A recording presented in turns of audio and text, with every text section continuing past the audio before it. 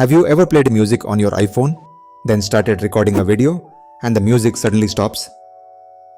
By default, your iPhone automatically pauses the music as soon as you switch to video mode.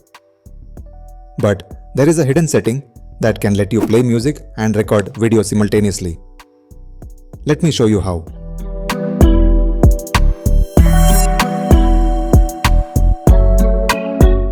Open Settings, then go to Camera, then Record Sound. Now turn on Allow Audio Playback. That is it. The next time you start recording a video while listening to music, your music will continue playing instead of stopping automatically.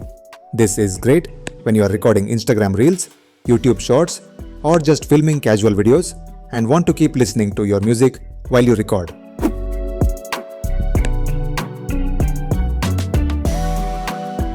Thanks for watching. If you like this video, give it a thumbs up and also subscribe if you are not.